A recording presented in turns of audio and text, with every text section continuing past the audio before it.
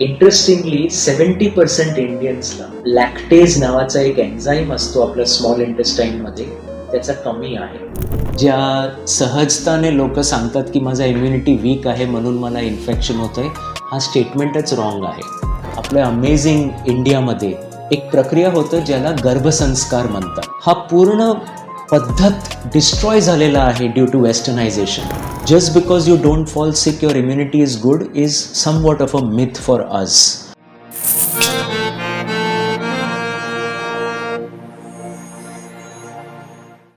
नमस्कार. गप्पा गोष्टी आणि माहितीचा खजिना लुटण्यासाठी पॉडकास्टचं डबोलं या युट्यूब चॅनलवर तुम्हा सगळ्यांचं मनापासून स्वागत. विशेषतः पोस्ट कोविड आणि अलीकडच्या काळामध्ये तुझी इम्युनिटी लो आहे किंवा तुझी इम्युनिटी वीक आहे किंवा इम्युनिटी बूस्टर म्हणून वेगवेगळ्या प्रकारची औषधं घ्यायला आपण सुरुवात केलेली आहे.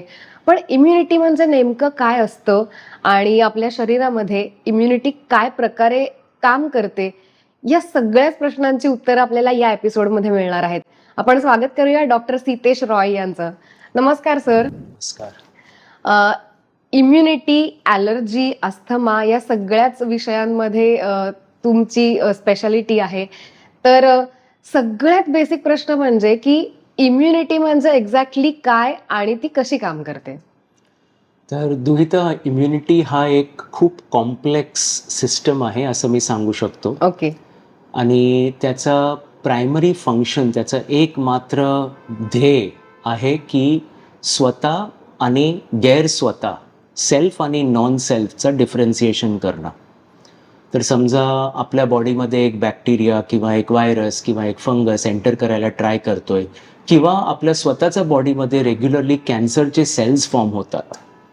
तर यांना आयडेंटिफाय करणं, यांना एक्स्ट्रॅक्ट करणं किंवा मारणं आणि स्वतःला सेफ ठेवणं, हा इम्युन सिस्टमचा प्रायमरी फंक्शन. ओके. आणि त्यासाठी नेचरने, देवाने आपल्याला खूप सारे पार्ट्स दिलेले आहेत इम्युन सिस्टमचे. म्हणजे आपला इम्युन सिस्टम आपला त्वचेपासून स्टार्ट होतो. आपला नाकाचा आणि तोंडाचा जे लाइनिंग आहे त्याच्यापासून स्टार्ट होतो. आपल्या पोटातला ॲसिड, आपल्या पोटातले अँटीबॉडीज, आपल्या पोटातले जे जंत आहेत, हेल्थी जंत, त्याच्यापासून स्टार्ट होतो.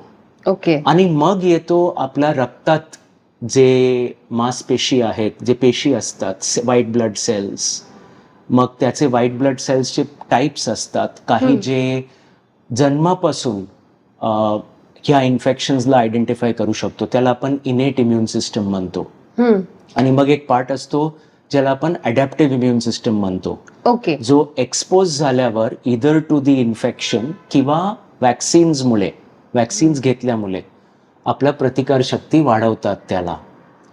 तर देवाने मिलियन्स ऑफ परम्युटेशन्स आणि कॉम्बिनेशन्स आम्हाला दिलंय की आपल्या बॉडी एवढे प्रकारचे different proteins which are non self त्याला रिॲक्ट करून डिसाईड करू शकतो की याला आपल्याला टॉलरेट करायचं आहे, म्हणजे सहन करायचं आहे, की याच्या बरोबर आपल्याला लढायचं आहे किंवा फाईट करायचं आहे.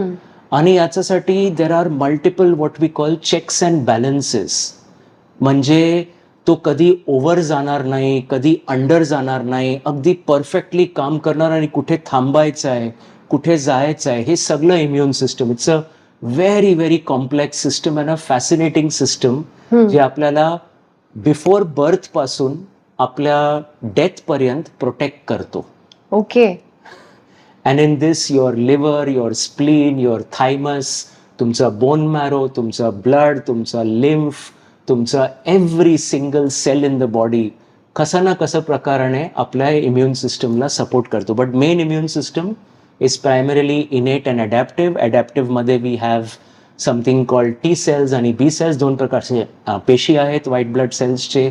इओसिनोफिल्स आहेत, बेसोफिल्स आहेत, मास्ट सेल्स आहेत. हे सगळे right from our skin all the way to the single cell, immunity is everywhere. Okay. पण आपण जर नॉर्मल माणसांना, सामान्य माणसांना असं जर एकमेकांशी बोलताना बघितलं तर आपल्याला एवढंच माहिती की तुझी इम्युनिटी वीक आहे किंवा स्ट्रॉंग आहे. आपण एवढेच स्टेटमेंट करू शकतो. नॉर्मल माणसांना एवढ्या डिटेल मधल्या गोष्टी माहिती नसतात. पण मग आपली इम्युन सिस्टीम स्ट्रॉंग आहे का वीक आहे हे ठरवायचं कसं? म्हणजे त्याच्यासाठी काही टेस्ट असतात का किंवा त्याच्यासाठी काही मेजरमेंट्स आहेत का? डेफिनेटली. तर पहिला स्टेप, जर कुठलाही डॉक्टरांना वाटतं की ह्या पेशंटचा किंवा हा इंडिव्हिज्युअलचा इम्युनिटी वीक आहे, तर त्यांना प्रायमरीली 2 प्रकारचे इश्यूज येतात. पहिला इन्फेक्शन्स. त्यांना फ्रिक्वेंटली आणि रिकरंटली परत परत इन्फेक्शन्स होत राहतात.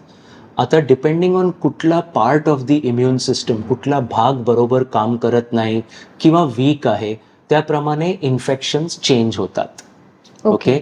तर जर समजा कुणाला परत परत मोठे मोठे पस भरलेले फुन्सी डेव्हलप होतात बॉडीत, तो एक वेगळा इम्युन डेफिशियन्सी. कुणाला जर परत परत निमोनिया होतं, सिव्हिअर लंग इन्फेक्शन होतं, सायनसचे इन्फेक्शन होतात, ते वेगळं इम्युन प्रॉब्लेम. कुणाला मेनिंजायटिस होतं किंवा परत परत स्पेसिफिक टाईपचे इन्फेक्शन्स होतात. तर पहिलं हिस्ट्री जे आपण बघतो to say someone has a weak immune system is recurrent infections. आणि दुसरं आहे ऑटो इम्युनिटी, जिथे आपलाच प्रतिकार शक्ती आपल्याच शरीराचा कुठल्या तरी मांसपेशीला अटॅक करतोय आतमधून. हे 2 असतात म्हणजे इम्युन सिस्टम डिसफंक्शनल आहे. आता टेस्टिंगमध्ये आलं तर दिस इज समथिंग ऑब्व्हियसली मी कुणाला स्वतः जाऊन करायला रेकमेंड करत नाही, बट डॉक्टरांचा सल्ला घेऊन CBC, एक सिम्पल ब्लड सेल काउंट, तो पहिला टेस्ट असतो इम्युनिटीचा. काही लोकांचे वाईट पेशी कमी असतात ब्लडमध्ये, काही प्रकारचे वाईट पेशी कमी असतात. That's a weak immune system. मग येतं आपण इन्फ्लमेशनचे मार्कर्स बघतो, जसं ESR आणि CRP. क्रॉनिक इन्फेक्शनमुळे हे वाढतात, ऑटो इम्युनिटीसाठी वाढतात. मग आपण त्यानंतर बघतो जे वेगवेगळे इम्युनोग्लोब्युलिन्स, हे आपले अँटीबॉडीज आहे. समजा की हे आपले स्पेशलाइज्ड डिफेन्स मिसाइल्स आहेत बॉडीचे. ओके. आणि ते बॉडी स्पेसिफिकली वॅक्सिन नंतर किंवा प्रिव्हियस इन्फेक्शन नंतर बनवतो. आणि त्यांचा एक टोटल क्वांटिटी असतो आणि पोस्ट इन्फेक्शन किंवा वॅक्सिनचा एक क्वांटिटी असतो. हे आपण असेस करतो ॲज इम्युनॉलॉजिस्ट. मग एक कॉम्प्लिमेंट सिस्टम असतो, त्याचे टेस्टिंग असतात. मग आपले जे नॉर्मल डायजेस्टिव्ह सिस्टमचे काही टेस्ट असतात, ते आपल्याला कधी बघायला लागतं. But this way there are multiple blood tests, but everything, सगळं हे आपल्याला कस्टमाइज करायला लागतो की पेशंटला काय त्रास होतोय. जसं त्यांना जर कुणाला जर ॲलर्जी आहे तर IgE नावाचा एक अँटीबॉडी खूप वाढतो ब्लडमध्ये, आणि तो स्पेसिफिकली काही अँटीजेन्स, काही पर्टिक्युलर ट्रिगर्सवर वाढतं. तर त्याचे स्पेशलाइज टेस्ट असतात. तर as I said, because immune system is a very wide and complex system, test पण खूप वेगवेगळे प्रकारचे आहेत. आणि ते डॉक्टरांना चांगलं हिस्ट्री घेऊन, अंडरस्टँड करून रेकमेंड करायला लागतो. ओके. आता सगळ्यात महत्वाचा प्रश्न, की आपली इम्युनिटी वीक आहे किंवा स्ट्रॉंग आहे, हे ओळखायचं कसं? सगळ्यात मोठा स्टेटमेंट हा आहे की ज्या इजने, ज्या सहजताने लोक सांगतात की माझा इम्युनिटी वीक आहे म्हणून मला इन्फेक्शन होतंय, हा स्टेटमेंटच रॉंग आहे. ओके. कारण कधी कधी आपला इम्युन सिस्टम अगदी चांगला असतो, बट आपले हॅबिट्स वाईट असतात, आपले चॉईसेस रॉंग असतात, आपले लाईफस्टाईल रॉंग असतो, आणि म्हणून आपण परत परत इन्फेक्शन पकडतो. आता तो पर्सनचा इम्युनिटी अगदी नॉर्मल आहे, बट तो बोलत फिरतो मला वीक इम्युनिटी आहे म्हणून मी इन्फेक्शनमध्ये जकडतोय परत परत. That is not true. तर वीक इम्युन सिस्टम सांगण्यासाठी you have to have proof म्हणजे you need to have test that are abnormal. जर टेस्ट ॲबनॉर्मल नाही आहे, एक पर्सनचे वाईट मांसपेशी नॉर्मल आहे, त्यांचे अँटीबॉडीज नॉर्मल आहे, त्यांचा ब्लड वर्क नॉर्मल आहे, that person's immune system is not weak. But जर त्याचे हॅबिट्स वाईट आहेत, तो खूप सारा सिगरेट पितो, दारू पितो, रात्री टायमावर झोपत नाही, उलटे सीधे पदार्थ खातो, खूप जास्त प्रोसेस्ड फूड्स खातो, हे सगळ्याने त्याचा डायजेस्टिव्ह सिस्टम, जिथे आपला इम्युन सिस्टम ट्रेन होतो, आपल्या पोटात आपला इम्युन सिस्टम ट्रेन होतो प्रायमरीली. कारण तुम्ही ऐकलं असेल 70% आपला इम्युनिटी आपला गटमध्ये आहे. बरोबर. तिथे भरपूर लिम्फॉइड पॅचेस आहेत, व्हाईट ब्लड सेल्स आहेत, भरपूर प्रकारचे जे आपण बोलतो हेल्थी आणि अनहेल्थी बॅक्टेरिया आहेत. ते ट्रेन करतात इम्युन सिस्टमला की बाहेरच्या जगामध्ये कसं बिहेव करायचं. ओके. तर weak immune system is a error in my opinion to use that word, unless त्या पर्सनला इम्युन डेफिशियन्सी आहे. इम्युन डिफिशियन्सी एक स्पेसिफिक डायग्नोसिस होतो की या पर्सनच्या बॉडीमध्ये हा अँटीबॉडी बनत नाही जन्मापासून प्रॉब्ली, किंवा it could be acquired later also due to diseases. त्याला आपण वीक इम्युनिटी म्हणतो. नाहीतर weak immunity is a myth in my opinion. Okay. It is bad habits, bad lifestyle, bad diet, bad sleep, bad everything because of which the person is falling sick. I hope that makes sense. And strong immunity would be a person, you would say, याला पूर्ण वर्षात कधी सर्दी होतच नाही, खोकला होतच नाही. नॉट नेसेसरी की तो माणूस हेल्थी आहे, त्याला अचानक मोठा बिमारी पकडू शकतो जर त्याचे हॅबिट्स वाईट आहेत. म्हणजे अगेन कुठलाही आपण जो कुठल्याही हेल्थ प्रॉब्लेम विषयी बोलतो तो आपल्या सवयींवरती, आपल्या लाईफस्टाईलवरतीच आपल्याला फोकस करायला भाग पडतो. 100%. येस. पण आपण आता गेल्या काही वर्षांमध्ये बघितलं तर तुमच्या मुलांची इम्युनिटी वाढवण्यासाठी तुम्ही काहीतरी टॉनिक्स किंवा आता तर गमीज आलेत खूप ट्रेंडी की जे मुलांना टेस्टी आणि त्यांना शिवाय असं काहीतरी चॉकलेट किंवा च्युइंगम असा टाईप काहीतरी खाल्ल्यासारखं वाटेल याच्यासाठी एक वेगवेगळ्या आपण काही इम्युन सिस्टीम तुमची किंवा तुमची इम्युनिटी बूस्ट करण्यासाठी असे काही पदार्थ आपण वेगवेगळे घेतोय किंवा टाईप ऑफ मेडिसिन असं आपण म्हणू शकतो. पण मग लहान मुलांना आपण जशा सवयी लावू तशा त्या सवयी लागत असतात. जर त्यांच्या सवयी चांगल्या असतील तर मुळात ह्या सगळ्या गोष्टींची गरज आहे का? खूप चांगला प्रश्न आहे. आणि माझ्याप्रमाणे जर एक बालाला आपण right diet, right lifestyle, right physical activity, right sleep habits हे सगळं इन्कल्केट केलं स्टार्टपासून, तर त्या बालाला कुठलाही विटॅमिन मिनरल घ्यायचं गरज नाही माझ्याप्रमाणे. बट हेल्थी डाएटचं जे मी पॉईंट सांगतोय हे आजच्या डेटमध्ये चॅलेंजिंग झालं आहे. तर कधी आपण ब्लड वर्क करतो तर आपल्याला आयर्न डेफिशियन्सी मिळतो. फॉर एक्झाम्पल अनिमिया खूप कॉमन झाला आहे. Despite of so much of good foods and availability, iron deficiency at various levels, different socio economic स्ट्रॅटामध्ये आज पण मोठा प्रॉब्लेम आहे. आणि iron is an important part of our immune system to fight infections. तसंच काही लोकांच्या डाएटमध्ये झिंक किंवा विटॅमिन डी डेफिशियन्सी होतो. तर हे टेस्टिंग करून किंवा डॉक्टरचा स्किल सेट आणि त्यांचा ॲनालिसिसवर जर आपण घेतलं तर इट इज अप्रोप्रिएट. बट आपण स्वतःने काहीतरी रील बघितलं, काहीतरी यूट्यूबचा चॅनल बघितलं आणि विटॅमिन्स मिनरल्स बालांना द्यायला लागलो, हे सगळे फूड सप्लिमेंट्स द्यायला लागलो, प्रोबायोटिक्स द्यायला लागलो, that I don't think is appropriate. I think it needs to be understood that you have to first put the right, what I would call, sanskars into the child. बरोबर? कधी झोपायचं, कधी उठायचं, किती स्क्रीन बघायचं, किती नाही बघायचं, कसं जेवायचं, जेवताना TV नाही बघायचं, जेवताना दुसरं डिस्ट्रॅक्शन्स नाही घ्यायचं, बॅलन्स्ड व्हरायटी डाएट खायचं. बरोबर? बाहेरचं जास्त अट्रॅक्शन नाही ठेवायचं for outside foods, processed foods, tasty foods, sweets, excessive ingestion, हे सगळ्यांनी इम्युनिटी वीक होतो तुम्ही जर मला विचारलं तर. Okay. So the goal is a balanced lifestyle and diet and exercise and good sleep. त्यानंतर जर तरी त्या पर्सनच्या बॉडीमध्ये काही विकनेसेस आहेत, कमी आहेत, त्याला टेस्ट करून रिप्लेस करणं. रँडमली कुणीही काहीही घेत राहतो कारण काहीतरी बघितलं. At least we as super specialist in the field do not recommend. कारण आमच्याकडे लोक येतात जे every week vitamin D last 1 वर्षापासून घेत आहेत. आता त्यांचा ब्लड लेवल विटॅमिन डीचा झाला मोर दॅन 120. नॉर्मल असतो 30 ते 100. आता त्याला हायपर विटॅमिनोसिस डीचे साईड इफेक्ट्स व्हायला लागलेत. ओके. तसंच काही लोक काही दुसरे विटॅमिन्स घेतात. लोकांना वाटलं की आम्ही कोविडमध्ये तुम्ही मेन्शन केलं स्टार्टला आम्ही झिंक घेऊया, त्याने ओव्हर घेतलं झिंक बॉडीमध्ये. आता त्यांच्या बॉडीमध्ये कॉपर मेटाबॉलिझम डिस्टर्ब झाला.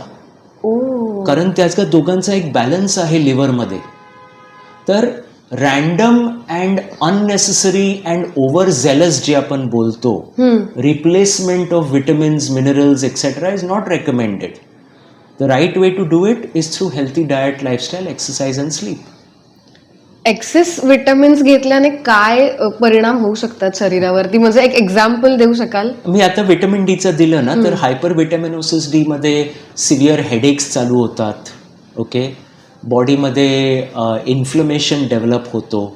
सगळ्यात मोठा सिम्पटम त्याचा सिव्हिअर हेडेक्स आणि ब्रेनचा, लिटरली ब्रेनचा जे सेरेब्रोस्पायनल फ्लुइड असतो त्याचं प्रेशर वाढू शकतो. Okay, and people can think की इथपर्यंत की लोकांचं सिटी स्कॅनवर माहिती पडलंय की हे प्रॉब्लेम आहे त्यांना. ओके, तर it can cause major issues. आपण व्हिटॅमिन केचं डेफिशियन्सी किंवा ओव्हर, जे मोस्टली प्रॉब्लेम कुठे येतो is with the fat soluble vitamins, कारण ते बॉडीमध्ये स्टोअर होतात. जे वॉटर सॉल्युबल विटॅमिन्स आहे, जसं बी कॉम्प्लेक्स आहे, सी आहे, ते तरी एक्सक्रीट होतात बॉडीमधून. तरी व्हिटॅमिन सीचा ओव्हरडोजने आमच्याकडे पेशंट्स ॲसिडिटी आणि पोटाचा प्रॉब्लेम घेऊन येतात, because they are taking 2-3,000 milligrams of vitamin C. कुठेतरी त्यांनी वाचलं की एवढं घेतलं तर इम्युनिटी खूप स्ट्रॉंग होतो आणि त्यांना मग पोटात ॲसिडिटी, अल्सरपर्यंत जाऊ शकतात त्यांचं जर टेंडन्सी असेल तसा. तर everything has to be done in मात्रा, इन संयम, इन राईट क्वांटिटी. बरोबर. नाहीतर आपण त्याला ओव्हरडू केलं तर जसं आयनचा तर खूप कॉमन आहे, overdose of iron can lead to even heart damage पर्सनचा. ओके, तर all of these substances have a certain recommended dose, recommended value, recommended method of correction in the body. आणि तो जर नाही फॉलो केलं तर we can run into side effects. तुम्ही जसं आता व्हिटॅमिन डी आणि B12 बद्दल बोललात, तर आपल्याला आता 30s आणि 40s मध्ये जी जनरेशन आहे तर त्यांच्यामध्ये खूप डेफिशियन्सी आहे असं दिसतं. म्हणजे जनरली ही तुम्ही कुठल्याही टेस्ट केल्यात की खूप कॉमन झाली आहे. तर याच्या मागचं कारण काय असेल आणि इम्युन सिस्टीम वरती ते कसं इफेक्ट करतं? एखादा एक्झाम्पल जरी पेशंटचं काही देता आलं तरी चालेल ह्याच्यामध्ये. बरोबर. तर व्हिटॅमिन डीचं पहिलं घेऊया, कारण ह्याला सनलाईट व्हिटॅमिन म्हणतात. बरोबर. आपलं आता लाईफस्टाईल असं झालंय की आपण मेजॉरिटी टाइम इंडोर्स राहतो, घरात राहतो, AC मध्ये राहतो, कामाला जातो, आतमध्ये राहतो. आपलं बाहेर सनलाईट एक्सपोजर खूप कमी झालंय. आता ह्याचे जे मेंटल आणि सायकोलॉजिकल इफेक्ट्स आहेत ते मी सांगणार नाही, of not getting enough sunlight. There is a big list, but मी फोकस करणार व्हिटॅमिन डी वर. ओके. आता तो पहिला कारण, we are not getting light. Second, आपण जे कपडे घालतो ना, many of these clothes are made in such a way that they are UV repellent. आणि अल्ट्राव्हायलेट लाईटचे काही स्पेसिफिक रेंजेस असतात जे जेव्हा स्किनला टच होतो तर स्किनमध्ये कोलेस्ट्रॉल, आठवण ठेवा, लोक कोलेस्ट्रॉल पासून घाबरतात. Cholesterol is not a harmful substance, it is a necessary substance. Our brain is 70-80% made out of cholesterol and cholesterol substances. Okay, तसंच स्किनमध्ये कोलेस्ट्रॉल असतो, तो व्हिटॅमिन डीचे अल्ट्राव्हायलेट लाईटचा रे पडल्यावर तो व्हिटॅमिन डीमध्ये कन्वर्ट होतो. मग लिव्हर आणि किडनी त्याला प्रोसेस करतात टू ॲक्टिव्ह व्हिटॅमिन डी. आता आपण कपडे सगळे कवर्ड घालतो, आतमध्ये राहतो, एक्सपोजर होत नाही, तर व्हिटॅमिन डी नॅचरली फॉर्म होत नाही. जे लोक नॉन व्हेजिटेरियन फूड्स खातात त्यांना थोडं जास्त व्हिटॅमिन डी भेटतो, because it is in the body of the animal or non vegetarian food. But माझ्याकडे भरपूर असे नॉन व्हेजिटेरियन खाणारे पेशंट्स आहेत ज्यांचं व्हिटॅमिन डी नॉर्मल नाही, बिकॉज त्यांचा पचत नाही vitamin D, though they are consuming it in the food. So one is बाहेरून बनत नाही, दुसरा घेतल्यावर पचत नाही. आता दोघं घेतलं तर व्हिटॅमिन डी डेफिशियन्सी खूप कॉमन झालं. आणि व्हिटॅमिन डी लिटरली आपल्याला अगोदर वाटायचं की फक्त बोन्स, जॉईंट्स आणि बोन हेल्थसाठी इम्पॉर्टंट होतं. आता माहिती आहे की there are almost 36 systems in the body of which immune system is a very big one. ज्याचा लेवल बरोबर राहिलं तर कोविडमध्ये असे स्टडीज झाले जिथे they found that people going into the hospital and then into the ICU and then fatal Covid. दोन groups, एक जे जगून बाहेर आलं आणि एक जे मृत पावलंय. ज्यांचं डेथ रेट होतं किंवा ICUचं सिव्हिअर लॉंग होतं त्यांचं व्हिटॅमिन डीचे लेवल्स कमी होते कम्पेअर्ड टू दीज पीपल. तर व्हिटॅमिन डीचं तिथपर्यंत. आणि whether you talk about heart disease, you talk about bone health, immunity, kidney function, name a system in the body, vitamin डीचा कुठे ना कुठे. So now it is not even called a vitamin, some people call it a hormone or an essential substance. It has always been an essential substance. आता B12 वर आलं तर B12 is one of those rare B vitamins जे बॉडीमध्ये store होतो. ह्याचा पण परत हायपर लेवल जाऊ शकतो. ओके, लेवल 800-900 पर्यंत असायला पाहिजे. आमच्याकडे पेशंट्स येतात रोज 1500 मायक्रोग्रॅम घेतात, त्यांचा लेवल गेला 2000चा वर. ओके, आता vitamin B12 primarily blood form करण्यासाठी यूज होतो बॉडीमध्ये आणि नर्वस सिस्टमसाठी यूज होतो. नर्वस सिस्टम आणि इम्युन सिस्टमचा असं गठबंधन आहे. तुम्ही स्ट्रेसमध्ये आलं, तुमचं इम्युनिटी डाऊन जाणार, तुम्हाला लवकर प्रॉब्लेम्स येतील. क्रॉनिक स्ट्रेसमध्ये आलं, आणखीन जास्त प्रॉब्लेम होतील. ओके, अक्यूट स्ट्रेसमध्ये तर होऊ शकतो. तुम्ही बऱ्याच वेळ हे बघणार की एक्झाम्स आले की बालं आजार पडायला स्टार्ट होतात. किंवा आपल्या ऑफिसमध्ये किंवा कामात काही मेजर प्रेझेंटेशन काही मेजर आलं तेव्हा आपण इधर तेव्हा आजार पडतो की जेव्हा तो स्ट्रेस जातो तेव्हा बॉडी अगदी गिव्हअप करतो आणि सडनली पर्सन आजार पडतो. Connection of stress and nervous system and immune system. तर B12चा गरज इथे सगळं पडतं. Okay, and these are both stored in the body. तर याचं रिप्लेसमेंट अगदी ॲक्युरेटली व्हायला पाहिजे, नाहीतर ओव्हरडोज होऊ शकतो. आणि हा मेसेज जनरल पब्लिकसाठी खूप कॉमन आहे, कारण त्यांना वाटतं डॉक्टर आम्हाला 8 आठवड्यासाठी देत आहेत 8 वीकसाठी, तर आपण घेत राहणार तर चांगलं राहणार. असं नाही बाबा. किंवा आपल्याला 1 महिन्यासाठी दिलं, आपण वर्षभर घेऊया. नाही, असं नाही करू शकत. याला गायडन्समध्ये घ्या, याचे टॉक्सिसिटीज होतात. ओके. व्हिटॅमिन डी आणि सूर्यप्रकाश हे म्हणजे पारंपरिक म्हणूया आपल्याकडे की असं कनेक्शन आहे. पूर्वीच्या काळी आपण लहान मुलांना पण कोवळ्या उन्हामध्ये असं म्हटलं जातं की ते कोवळ्या उन्हाचे किरण पडले पाहिजेत, तर त्याच्यामधून व्हिटॅमिन डी मिळतं. तर लहान मुलांसाठी पण आणि जे मोठे आहेत त्यांच्यासाठी पण की व्हिटॅमिन डी शरीरामध्ये जाण्यासाठी या सूर्यप्रकाशाचा नक्की कशा प्रकारे वापर करून घेऊ शकतो आपण? तर सूर्यप्रकाशाने आपण त्यांना सूर्यदेव म्हणतो, बरोबर, कारण तो देव आहे, आपल्याला लाईफ देतो तो. आणि त्यामधून एक लाईफ आहे की आपल्या स्किनमध्ये जसं मी सांगितलं जे नॉर्मल कोलेस्ट्रॉल क्रिस्टल्स असतात सेल्समध्ये, त्याच्यावर जेव्हा व्हिटॅमिन डी पडतो it converts in to certain molecules, cholecalciferol, then that gets converted in to active forms. तर याचा जे आयडियल टायमिंग असतो सनलाईट एक्सपोजरचा तो सकाळचा असतो, समजा between 8 to 10 or 11 or 12. Western कंट्रीजमध्ये ते up to 3 in the afternoon सांगतात, बट आपल्या इथे प्रॉब्ली 10-11 पर्यंत जे सनलाईट आपण सहन करू शकतो त्याचे 20 to 30 मिनिट्सचा exposure on a regular basis.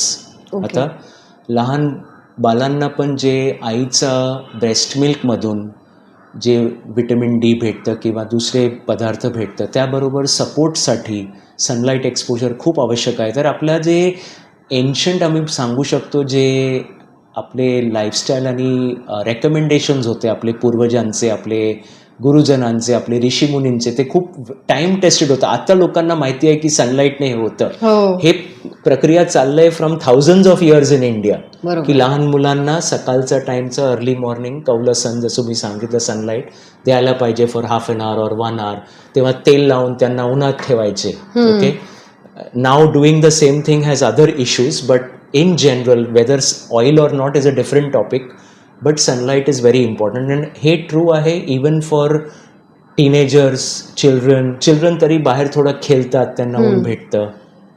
But adults एकदा आपण कॉलेज वगैरे में जातो, आपला एक्सपोजर तेवढा नसतो, तर आपल्याला त्याच्यावर फोकस करायला पाहिजे because that is the natural form of vitamin D. And I have people who are pure vegetarian who don't eat any meat. त्यांचं काही सोर्स नाही आहे दुसरं व्हिटॅमिन डीचा, बट त्यांचा लाईफस्टाईल चांगला आहे. ते काहीतरी स्पोर्ट खेळतात, सकाळी जाऊन बाहेर कोर्टमध्ये बॅडमिंटन खेळतात किंवा टेनिस खेळतात किंवा क्रिकेट खेळतात आणि त्यांना तिथे सनलाईट एक्सपोजर भेटतो आणि त्यांचं व्हिटॅमिन डी नॉर्मल आहे. तर आपल्याला काही ना काही इन्कॉर्पोरेट करायला लागेल की आपण डे टाईमचा सनलाईट, प्रेफरेबली फर्स्ट हाफ, आणि हे चेंज होतं कारण विंटरमध्ये जसं सनचं अँग्युलेशन चेंज होतं, सकाळचा 7-8 वाजताचं सनलाईट नाही चालणार, तेव्हा you need more of the 9, 10, 11चा सनलाईट. समरमध्ये तुम्ही 11-12ला सनलाईटमध्ये जास्त गेलं तर तुम्हाला टॅनिंग होणार सिव्हिअर, तर तुम्हाला लवकर घ्यायला लागेल. तर सीझन, टाईम, काल सगळं बघून आपल्याला आपलं exposure 20 to 30 minutes on a regular basis केलं तर दॅट्स अ नॅचरल फॉर्म. आणि जर हे पॉसिबल नाही आहे तर then we look at supplementation. Okay. Which is taken as oral supplements आणि नेसेसरी आहे. ब्लड लेवल्स चेक करून, रँडमली नाही की सगळे घेत आहेत तर मी पण घेणार. जसं तुम्ही आता मगाशी पण सांगितलं की जे आईच्या दुधामधनं विटॅमिन डी बाळाला मिळतं किंवा जेही काही चांगले सगळे विटॅमिन्स असतील आणि जेही Antibodies काही असतात, अँटीबॉडीज सगळं आहे. सगळ्या मिळतात, मग जर प्रेग्नंट म्हणजे जी आई असते तिची इम्युन सिस्टीम जी काही आहे त्याचा परिणाम त्या होणाऱ्या बाळावरती कशा प्रकारे होतो? खूप स्ट्रॉंग. इनफॅक्ट सगळं रिसर्च आता आपल्या ॲलर्जी इम्युनॉलॉजीचं फील्डमध्ये ह्याच प्रोसेसला स्टडी करतोय की आईचा इम्युन सिस्टम बालाचा इम्युन सिस्टमला कसं ट्रेन करतो, कसं एक्सपोज करतं, कसं प्रोग्रॅम करतो. ओके, फिटल प्रोग्रॅमिंग म्हणतात त्याला इम्युन सिस्टमचं. तर आई काय जेवते त्याच्यावर तिचं गट मायक्रोबायोम, तिचं डायजेस्टिव्ह सिस्टममध्ये आपल्या डायजेस्टिव्ह सिस्टममध्ये जे हेल्थी बॅक्टेरिया असतात, बॅड बॅक्टेरिया असतात, ते जे केमिकल्स प्रोड्यूस करतात ते केमिकल्स बालाचा ब्लडपर्यंत पोचत आहेत. हा आता प्रूव्ह झालेला आहे, डिरेक्टली ऑर इनडिरेक्टली. आईचे जे इम्युनोग्लोब्युलिन्स आहे, पहिलं आपल्याला वाटायचं does not get transmitted through the placenta, पण आता आपल्याला माहिती आहे there are some mechanisms by which तो पण ट्रान्सफर होऊ शकतो. सो मच सो की न्यूबॉर्न बेबीजचं जे अंबिलिकल कॉर्ड असतो त्यामधून आपण ब्लड सॅम्पल घेतलं तर आपल्याला कधी कधी ॲलर्जिक सेन्सिटायझेशन म्हणजे ऑलरेडी ॲलर्जीचा प्रक्रिया चालू झाला आहे त्या न्यूबॉर्न बेबीमध्ये, त्याचा प्रूफ आपल्याकडे भरपूर आहे आता. बापरे. ओके. तर आईचा डाएट, आईचा लाईफस्टाईल, आईचे स्ट्रेस लेवल्स, आईचे एक्सपोजर्स, आईचा पोल्युशनचा एक्सपोजर, आईचे हॅबिट्स, अल्कोहोल, स्मोकिंग, हे सगळं काही त्या बेबीला, फिटसला इन्फ्लुएन्स करतोय फ्रॉम डे 1 ऑफ कन्सेप्शन. तर a mother, I always I have immense respect for every mother. I believe mothers have a huge responsibility when it comes to bringing a new life into the world, of first taking care of themselves, because if they don't take good care of themselves, they are obviously harming their own self, but they are also harming their next generation. आणि याच्यावर मी डॉक्टरांना खूप lectures देतो all year round. माझा एक favourite topic आहे की आपल्या देशात, आपल्या अमेझिंग इंडियामध्ये, भारतामध्ये एक प्रक्रिया होतं ज्याला गर्भसंस्कार म्हणतात. ओके. हा पूर्ण पद्धत डिस्ट्रॉय झालेला आहे ड्यू टू वेस्टर्नायझेशन. गर्भसंस्कारमध्ये आईला टाईम टू टाईम काय जेवायचं ते कुलगुरू सांगायचे, आता डॉक्टर्स सांगतील. आईला कसं लाईफस्टाईल जगायचं, कसं तिचा स्ट्रेस लेवल्स कमी करण्यासाठी रेग्युलर फंक्शन्स ठेवायचं, तिचं through the pregnancy diet change करायचं. तर तिला आता आपण बाहेरून आयर्न देतो, विटॅमिन्स देतो, हे देतो, ते सगळं नॅचरल फूड्समध्ये कसं द्यायचं आईला. मग वेगवेगळे पूजे वगैरे करून तिला cared for, loved, protected, divinely connected कसं ठेवायचं. आता हा जो प्रक्रिया आहे माझ्याप्रमाणे, त्याने the baby that is born is already at ease, at peace, is strong, is healthy. The mother is having a normal delivery, a normal vaginal delivery ज्याला बोलतात. कारण सिझेरियन सेक्शनमध्ये there are quite a few things जे baby miss करतं, that are present in the mother's birth canal. And in the birthing process बेबीचा digestive सिस्टममध्ये जे जातो तोंडातून, नाकातून, ते सगळं बॅक्टेरिया मिसिंग असतात इन सिझेरियन सेक्शन. बरोबर. तर काही काही जागेला वर्ल्डमध्ये ते आता ट्राय करतायत की आईचा तिकडची सिक्रिशन्स घेऊन बालाला जन्माला येताना वाईल सिझेरियन सेक्शन लावायचं. ओके. एक्सपेरिमेंटल आहे, कुणी करायला जाऊ नका स्वतःने, इट्स अ प्रोसेस आहे. But they are literally seeing की there is a major amount of training that even modern medicine accepts is happening while the baby is still in the womb. आणि माझा एक्सपिरियन्समध्ये, कारण मी वूम टू टूम ॲलर्जी करतो, माझ्याकडे newborn babies पण येतात, pregnant women पण येतात, आणि माझा ओल्डेस्ट पेशंट 96 year old आहे. ओके. तर मी पूर्ण जर्नी बघतो लोकांचा at different points of time. Some kids are with me for 15, 20, 30 years of their life for different reasons. तर it is very common for us to see की allergies आजकाल खूप लवकर स्टार्ट होतात लाईफमध्ये. Even in the first few weeks as an eczema, atopic dermatitis, स्किनवर red rashes, patches, ज्याला steroids वगैरे लावायला लागतं, क्रीम्स, मॉइश्चरायझर्स लावायला लागतो, to having nasal allergy by 8-9 months of age, to having asthma by 1 or 2 years of age, और sometimes even sooner. तर programming start खूप लवकर होतो आणि आईला स्वतःचा खूप केअर घ्यायला लागतो. This is my sincere belief and my sincere request to the women who want to experience the beauty and joy of motherhood.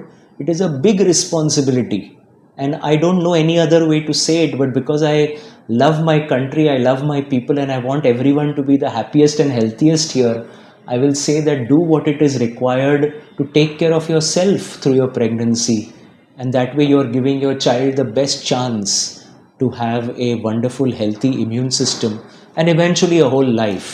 Because immune system जन्मापासून मृत्यूपर्यंत आपल्या बरोबर आहे. बरोबर. आणि कुठलाही डिझीज तुम्ही घ्या, even if someone is getting a heart attack, जो फायनल क्लॉट फॉर्म होतो ना, त्याच्यामध्ये इम्युन सिस्टमचा इफेक्ट आहे. तुम्ही कॅन्सर सांगा, त्याच्यामध्ये एव्हरीबडी एक्सेप्ट इम्युन सिस्टमचा. तुम्ही कुठलाही डिझीज बॉडीमध्ये सांगा, which is what fascinated me and I went into this field. कारण मला वाटलं की हा सिस्टम तर रिझन आहे आपण हेल्थी जगण्यासाठी. If this system is not okay, we run into a lot of problems. And the starting is even before being born. बरोबर. आता तुम्ही जसं म्हणालात की नॉर्मल डिलिव्हरी होऊन जन्माला आलेलं बाळ आणि सी सेक्शन मधून जन्माला आलेलं बाळ, तर या दोन प्रकारच्या बाळांच्या इम्युन सिस्टीम मध्ये काय फरक असतो?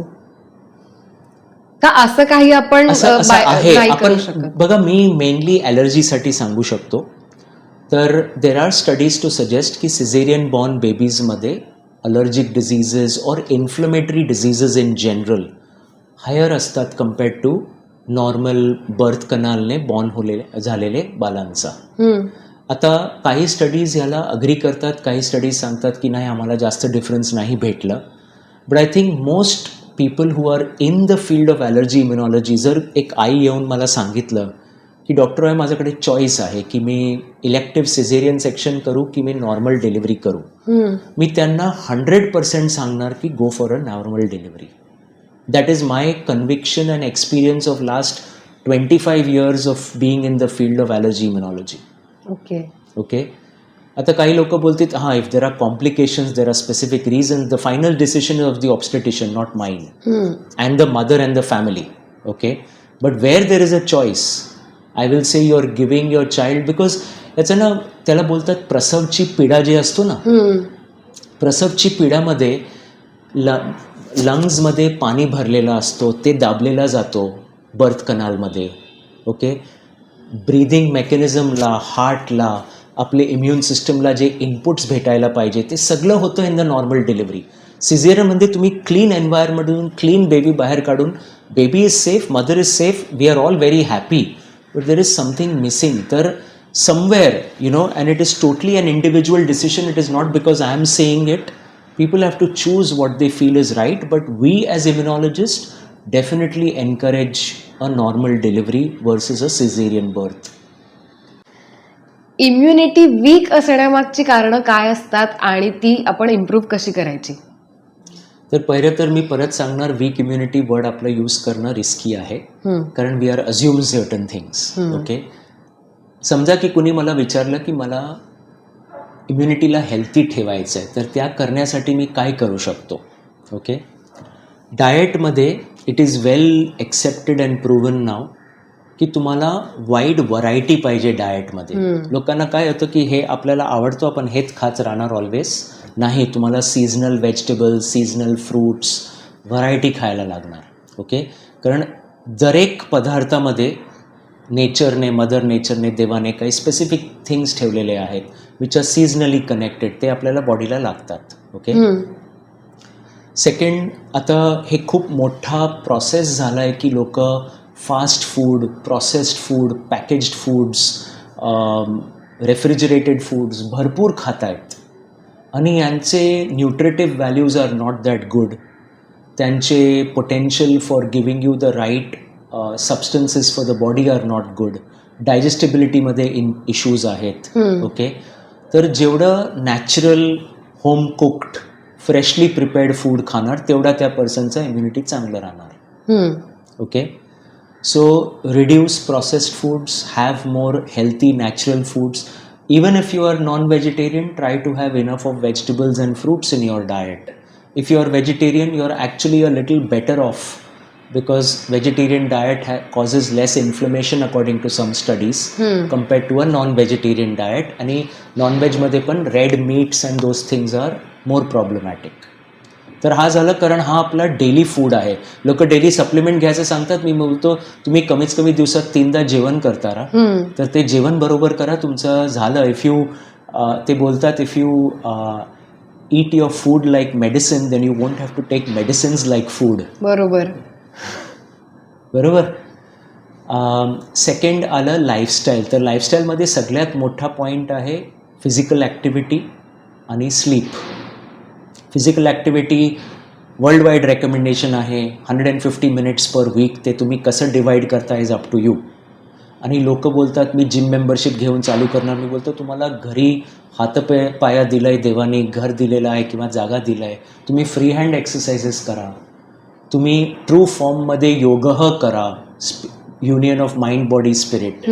ओके, तुम्ही हे नॅचरल प्रॅक्टिसेस करा which you don't need equipment for.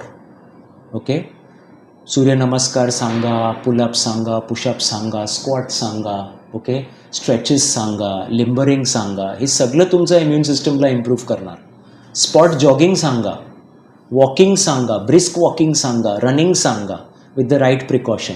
Okay, cycling, swimming, तुम्हाला जे आवडतं physical activity, your choice. Play a sport, your choice. Okay, next येतं स्लीप. आता रुटीन झालं आहे की आपण खूप काम करतो, मग एवढा स्ट्रेस अक्युम्युलेट होतं की आपल्याला 2-3 तास यूट्यूब, फेसबुक, रील नाही बघितलं तर शांतता वाटत नाही.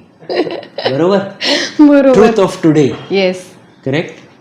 आता तुम्ही जेवढा स्क्रीन टाईम घेणार क्लोज टू स्लीप, तुमचं स्लीप डिस्टर्ब होणार.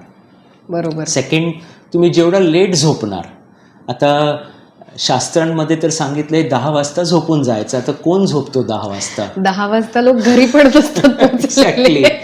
तर आपल्याला तो आठवण ठेवायचं आहे की 10 नाही तर ॲटलिस्ट 11 नाही तर 12. आता रुटीनली मला यंग जनरेशन आणि ॲक्च्युली त्यांचे पेरेंट्स किंवा 2-2 वाजता 3-3 वाजता झोपतायत रात्री. तर there are many natural hormones that are released in the body, many natural changes that occur, जे फक्त 12 आणि 4च्या मध्येच होतात बॉडीमध्ये.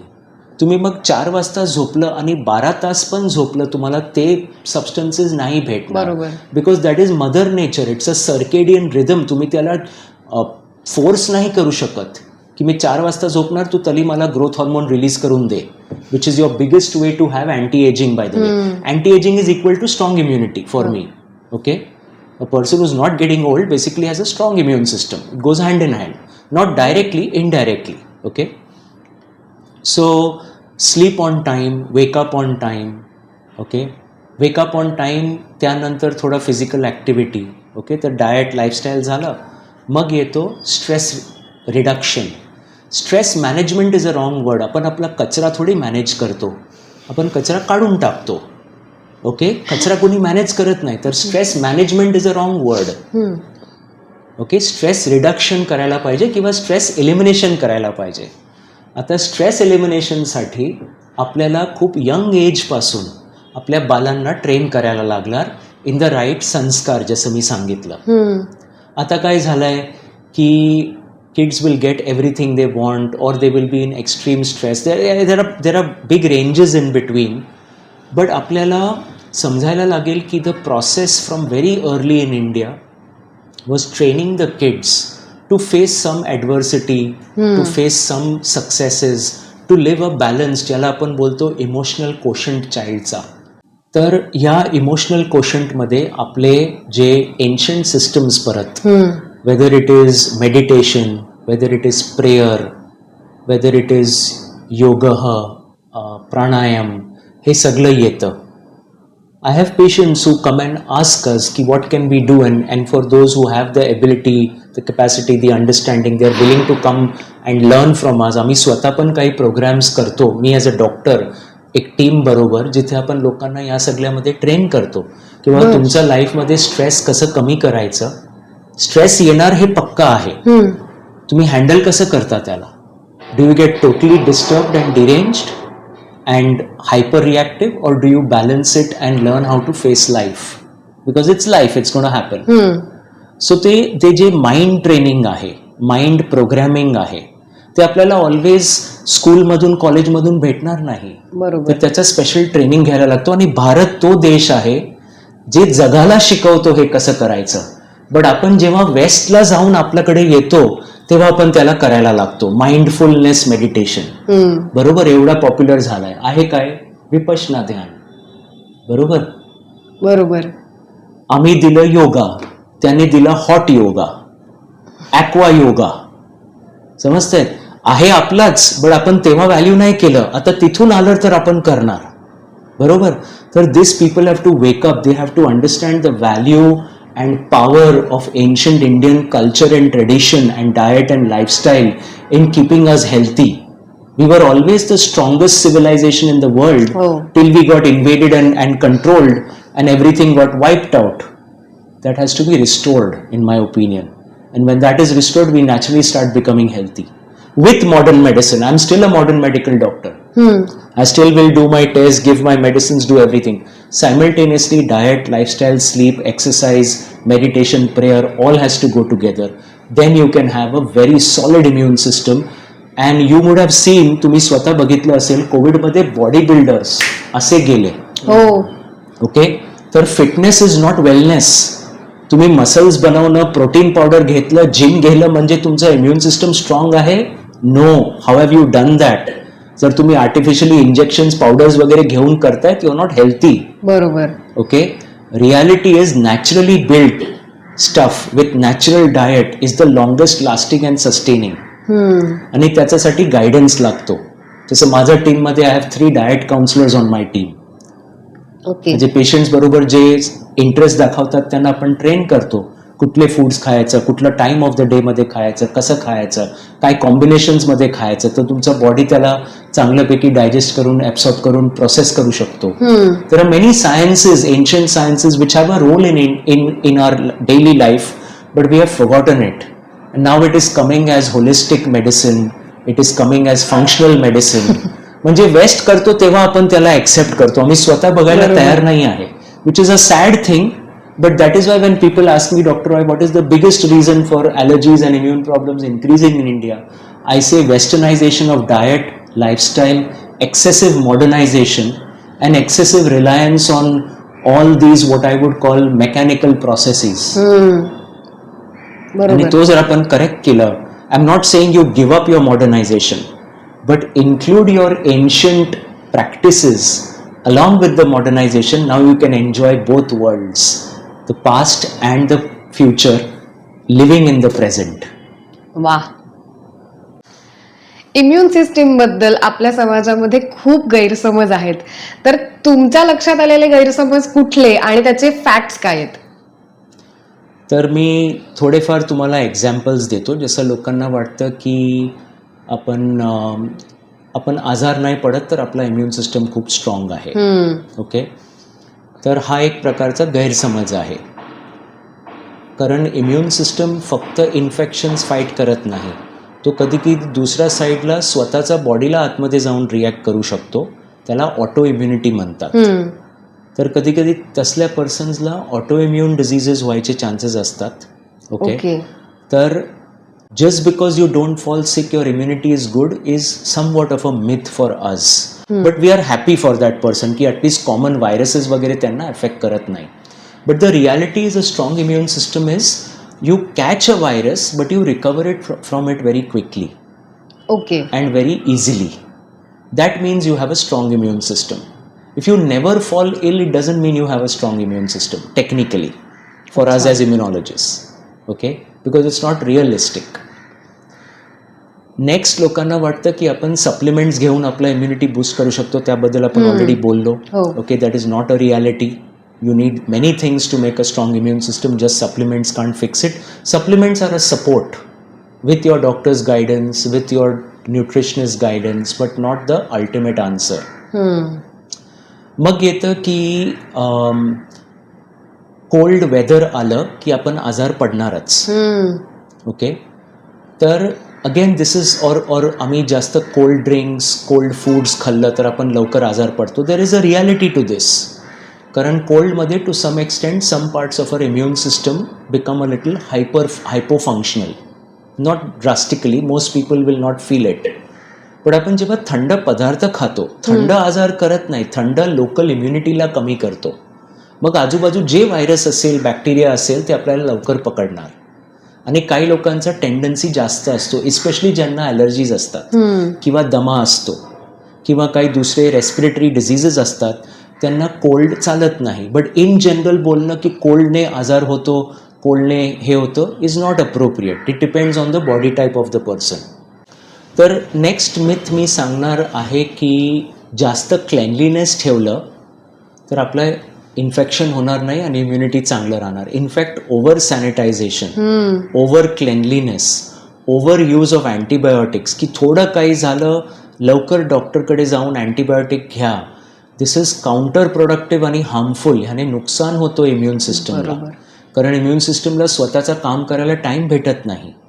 आणि इनफॅक्ट खूप इंटरेस्टिंग स्टडीज आहेत जिथे त्यांनी रुरल एन्व्हायरमेंट, गावी राहणारे लोकांचे, जे ॲक्च्युली आता पण शेतात जातात, जनावरं पालतात, त्यांच्याबरोबर राहतात, आणि असले अर्बन लोक जे कधी या सगळ्याला एक्सपोज होत नाही, ओके, त्यांचा ॲलर्जी, अस्थमाचा इन्सिडन्स किती केसेस होत आहेत रुरलमध्ये फार कमी. आणि इंटरेस्टिंगली हाच रिसर्च जेव्हा एक 10-15 वर्षांनंतर रिपीट झालं आणि रुरल लोक अर्बनाइज झाले, त्यांचे ॲलर्जी लेवल्स वाढले. तर प्रूफ आहे आमच्याकडे की तुम्ही जर मडमध्ये खेळता, तुम्ही जर ॲनिमल्स बरोबर कॉन्टॅक्ट ठेवता, तुम्ही जर fresh diet, fresh air, fresh sunlight घेता, मीन्स सनलाईट, फ्रेश सनलाईट काय सनलाईट, तर तुमचा immune system non allergic, non fighting पाथमध्ये जाणार. आणि तुम्ही जेवढा over clean, no exposure to anything जे तुमचं इम्युन सिस्टमला ट्रेन करू शकतो, ओव्हर यूज ऑफ अँटीबायोटिक्स जे तुमचा बॉडीचा आतमधल्या हेल्थी बॅक्टेरियाला पण मारून टाकतो while killing the bad bacteria, तर मायक्रोबायोम चेंज होतं. त्या लोकांना उलटं जास्त इम्युनिटीचे प्रॉब्लेम्स येतात. ओके, तर दिस इज अ बिग मिथ की जास्त क्लेनलीनेस ठेवलं तर इम्युन सिस्टम बरोबर काम करणार. नो. आणि ओव्हर डर्टीनेस पण प्रॉब्लेम आहे. बरोबर. ओके, लोक बोलतात म्हणजे जे लोक झोपडपट्टीमध्ये राहतात किंवा गरीब स्थितीमध्ये राहतात त्यांना कधी आजारच नाही पडायला पाहिजे, असं नाही आहे. There are extremes, you have to be in the middle. It's all about middle path in everything in life. बरोबर. ओके. आणि लास्टमध्ये ओव्हर एक्सरसाइज करणं, ओव्हर जिम करणं, ओव्हर फिटनेस करणं, त्याने आमचा इम्युन सिस्टम स्ट्रॉंग राहणार. That is also not true. That also has to be done in balance. Over केलं you will either get injuries or you will get inflammation. तर everything that we think about की ह्याने I will get this right, give it a little bit of thought, discuss with your doctors or with your guides, and then do it, and you can then have a healthy immune system and a healthy life. तर तुमच्या मनात जे काही प्रश्न असतील ते comment बॉक्समध्ये तुम्ही लिहून पाठवा आणि त्यांची उत्तरं पॉडकास्टच्या डबोल्याच्या माध्यमातून तुम्हाला नक्की मिळतील.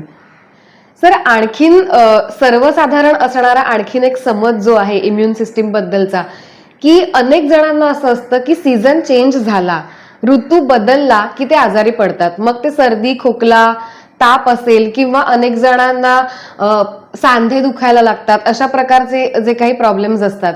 तर हा समज आहे की ह्याच्यामध्ये काही फॅक्ट आहे? त्याच्यामध्ये फॅक्ट आहे आणि फॅक्टचे थोडे मी डिफरंट पार्ट्स करणार. फॉर एक्झाम्पल, आपल्याकडे खूप लोक येतात ज्यांना ॲलर्जीज असतात. ओके, त्यांना बॉडीचा इम्युन सिस्टम काही पदार्थांना ओव्हर रिॲक्ट करतो आणि सीझन चेंजमध्ये जर तो पॉलन इन्क्रीज झाला किंवा हाऊस डस्ट माईट, जे घरातलं धुलीत एक जंतूचा अंश असतो, तो जर वाढला, समजा मान्सूनमध्ये किंवा विंटरमध्ये, लोक त्या टायमेला जास्त आजार पडतात. बिकॉज इन्फ्लमेशन, ॲलर्जी वाढतो आणि मग तेव्हा इन्फेक्शन लवकर पकडतो. याचाच जर आपण ॲलर्जिक डिझीजला डायग्नोज केलं, ट्रीट केलं, तर त्या पर्सनचा इन्फेक्शन व्हायचे किंवा आजार पडायचे चान्सेस कमी होतील. आता सांधेवातचं दुखणं जे आहे ते टोटली वेगळं प्रॉब्लेम आहे. बिकॉज कोल्डमध्ये सर्टन आर्थरेटिक कंडिशन्स, जे जॉईंट बोनचे कंडिशन्स असतात, ते जास्त पेन देतात. तर तो वेगळा प्रॉब्लेम आहे. त्याचा डायरेक्टली इम्युनिटी बरोबर कनेक्शन नाही आहे, बट तरी इनडिरेक्टली आहे एका प्रकाराने. Okay. But just because season change झालं आपण आजार पडतो, it means there is something happening in that person's body that needs to be diagnosed and treated, okay. Whether it is allergic or non allergic. कारण कधी कधी समजा समर आलं, आपण AC खूप जास्त चालवायला चालू केलं, आता कंटिन्युअसली AC मध्ये राहून आपला इम्युन सिस्टम, आपला रेस्पिरेटरी सिस्टमला एफेक्ट होतं. किंवा एक सीझन आलं जिथे आपण खूप जास्त आउटडोअर जातोय आणि आउटडोअर एअर पोल्युशन आपल्याला एफेक्ट करतो आणि प्रॉब्लेम करतोय. तर we as specialist have to take a very careful history की कुठल्या सीझनमध्ये काय होतोय, कशा होतोय, त्यांचे एक्सपोजर्स काय आहेत, त्यांचा तेव्हा लाईफस्टाईल काय आहे, डाएट काय आहे, आणि मग आपण डिफरन्शिएट करू शकतो की दिस इज द रिझन, आणि त्याच्यामध्ये थोडा चेंजेस, ट्विकिंग किंवा ट्रीटमेंट केलं करेक्ट वेमध्ये तर तो पर्सन कमी आजार पडतो. परत कोल्ड, आपण अगोदर पण सांगितलं, cold itself does not cause disease. Cold just creates the circumstances in which you easily catch viruses and bacteria. जसं थंड पडलं, आपण जास्त इंडोर राहतो, जर क्राऊड्स असेल, ग्रुप्स असेल, तुम्ही एकमेकांना लवकर, एक पर्सन सिक असेल 10 सिक होतील. आपण कोविडमध्ये भरपूर बघितलं. तोच इन्फ्लुएन्झामध्ये पण होतो, फ्लूमध्ये, तोच RSV मध्ये होतो, रायनो व्हायरस, कॉमन कोल्ड व्हायरसमध्ये होतं. तर विंटरमध्ये indoor environment, indoor pollution escalate होतं कारण आतमध्ये सगळं बंद ठेवतो. आपण कधी कधी काही घरात बर्निंग करतो काही सबस्टन्सेसचे, त्याने इंडोर पोल्युशन वाढतं, त्याने पण इम्युनिटी डाऊन होतो, लोकल इम्युनिटी, आणि त्यामुळे इन्फेक्शन होतं. So there are many factors. So there is a truth to that observation, but that truth doesn't always mean it's an immune problem. Okay. It can be an environmental trigger, it can be a dietary trigger, it can be a lifestyle trigger, it can be other things that have to be looked at, or an allergic trigger. Okay.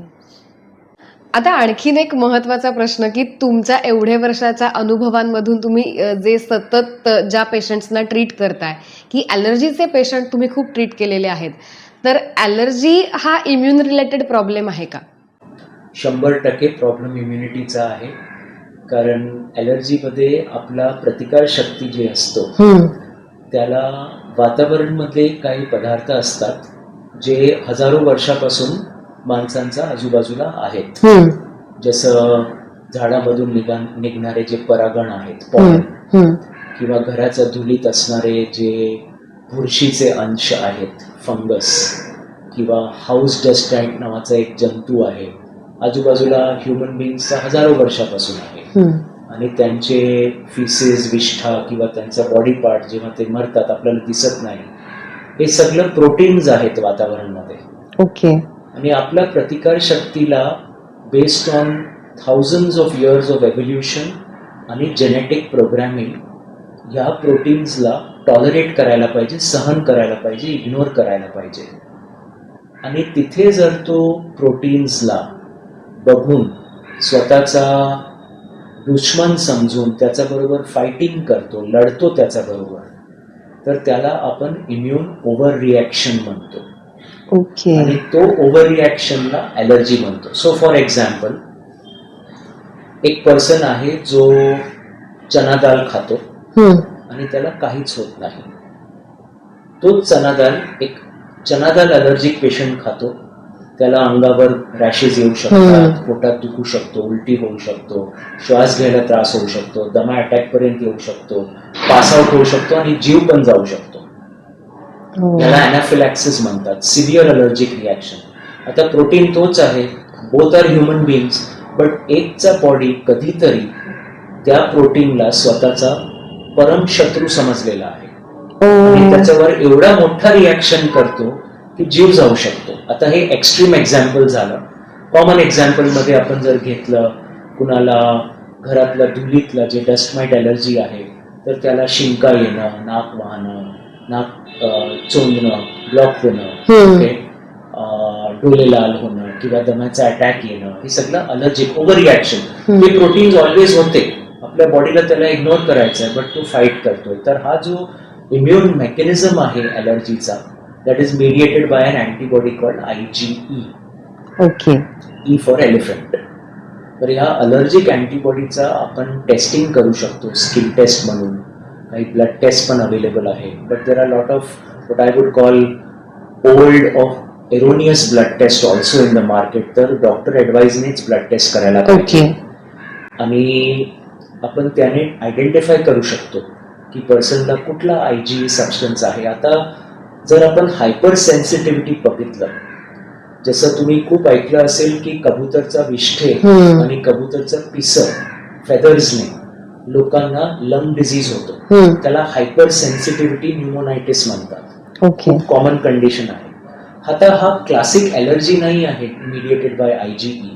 याचा body IgG एक दुसरा antibody आणि काही प्रकारचे वाईट पेशी react करतात त्या अँटीजेन बरोबर आणि पर्सनचा लंग डॅमेज करतात. ओके. तर हायपर सेन्सिटिव्हिटी एक मोठा स्टेटमेंट आहे.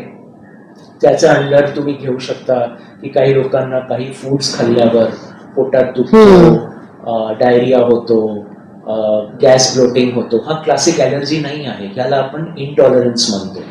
हा पण इम्युन मिडिएटेड आहे इन मेनी केसेस. येस. आजकालच्या काळामध्ये किंवा पूर्वी होत होतं पण ते तेवढं रेकग्नाइज झालं नाही मे बी.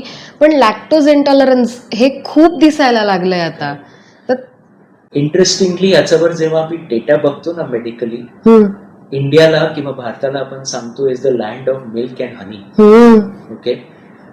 इंटरेस्टिंगली 70% इंडियन्सला लॅक्टेज नावाचा एक एन्झाईम असतो आपल्या स्मॉल इंटेस्टाईन मध्ये, त्याचा कमी आहे. आणि तो जेवढा कमी असणार तुम्ही तेवढा कमी दुधाला टॉलरेट करणार. फॉर एक्झाम्पल, काही लोक आहेत दुधाचा एक सिप घेतलं तरी त्यांना डायरिया, नॉशिया, पोटात अनइझीनेस सगळं चालू होणार. ओके. आणि काही लोक आहेत त्यांना माहिती आहे की मी अर्धा कप पिऊ शकतो, याचा पुढे गेलं तर मला त्रास होणार. तर त्यांना पार्शल लॅक्टेज डेफिशियन्सी आहे. काही लोकांना सिव्हिअर असतो, काही लोकांना माइल्ड असतो. काही बालांना इंटरेस्टिंगली ओनली आफ्टर काही स्टमक व्हायरल इन्फेक्शन त्यांना काही महिन्यासाठी दूध टॉलरेट होत नाही. Okay. But this is not an allergy, this is an enzyme deficiency. दुधाचा ॲलर्जी जर आपण बघितलं तर त्याच्यामध्ये तुम्ही कुठलाही फॉर्म मध्ये दूध घ्या आणि कितीही क्वांटिटी मध्ये घ्या, तुम्हाला इधर बॉडीवर रॅशेस किंवा स्वेलिंग किंवा इचिंग किंवा नॉशिया, वॉमिटिंग, डायरिया किंवा ब्रीदिंग डिफिकल्टी किंवा ब्लड प्रेशर ड्रॉप होऊन आमच्याकडे असे केसेस येतात ज्यांना दुधाने त्यांचा लिटरली जीव जाऊ शकतो जर बॉडीत गेला तर. तेवढा सिव्हिअर रिॲक्शन. ओके. आणि काही बालांना थोडे महिने ते पिऊ शकत नाही दूध कारण डायरिया होतो, त्यानंतर ते नॉर्मलाइज होतात. तो एन्झाईम फॉर्मेशन स्मॉल इंटेस्टाईन मध्ये परत नॉर्मल होतो. तर मिल्क रिलेटेड सिम्पटम्स ना खूप कॉम्प्लेक्स आहेत. बट लॅक्टोज इंटॉलरन्स हा खूप कॉमन झालेला आहे आता. I don't know, like you rightly sed की आता आपण जास्त पिकअप करतोय बिकॉज अवेअरनेस वाढलाय की ऍक्च्युली प्रॉब्लेम वाढलाय. I believe it is a little of both. Okay. कारण आपला डाएट लाईफस्टाईल एवढा गडबड झालेला आहे की more people are facing that problem than before. आणि तुम्ही सेम थिंग ग्लुटेन बद्दल पण ऐकलं असेल, बरोबर? आता लोकांना वाटतं आम्हाला व्हीट ॲलर्जी आहे, ग्लुटेन ॲलर्जी आहे, तो वेगळा प्रॉब्लेम आहे. आणि ग्लुटेनचा सेन्सिटिव्हिटी किंवा इंटॉलरन्स वेगळा प्रॉब्लेम आहे. ते आपल्याला ॲज डॉक्टर सगळं हिस्ट्री घेऊन टेस्टिंग करून आपल्याला अनालाइज करायला लागतो, तर आपण त्यांना बरोबर वे काउन्सिल करू शकतो. बरोबर. आणि याच्यामध्ये जेनेटिकली मॉडिफाईड फूड्स किंवा दुधात घातलेले किंवा ज्या पशु आहेत, म्हणजे गौमाता सांगायला पाहिजे, ज्याच्याकडून आपल्याला दूध भेटतो, त्याला जे इंजेक्शन्स दिलेले जातात, अँटीबायोटिक्स दिलेले जातात, दुधाचा नेचर चेंज झालेला आहे आणि त्यामुळे पण हे प्रॉब्लेम्स वाढत आहेत. So it's a combination of factors that this is all happening. Some we have brought upon ourselves, some have happened naturally in evolution, but it is an issue that many people are facing. इतकी सुंदर माहिती आणि सगळ्या common माणसांना समजेल इतक्या छान प्रकारे तुम्ही समजावून दिलीत, त्याबद्दल मनापासून धन्यवाद. खूप खूप आभार तुम्हाला पण हे करण्यासाठी. हा अख्खा एपिसोड तुम्ही नक्की नीट कान देऊन लक्ष देऊन ऐकलेला असेल अशी आमची आशा आहे. आणि जर नसेल बघितलेला तर पुन्हा एकदा हा एपिसोड बघा, कारण आपल्या सगळ्यांच्याच हेल्दी आरोग्यासाठी हा एपिसोड अत्यंत महत्वाचा आहे. आणि मगाशी सांगितल्याप्रमाणे तुमच्या मनात अनेक प्रश्न सुद्धा उत्पन्न झालेले असतील, तर सरांना आपल्याला जर काही प्रश्न विचारायचे असतील तर कमेंट बॉक्समध्ये तुमचे प्रश्न जरूर पाठवा. आणि बरं, हा एपिसोड कसा वाटला त्याच्याबद्दलच्या कमेंट सुद्धा कमेंट बॉक्समध्ये नक्की पाठवा. आणि नेहमीप्रमाणेच चॅनलला लाईक, शेअर आणि सबस्क्राईब नक्की करा.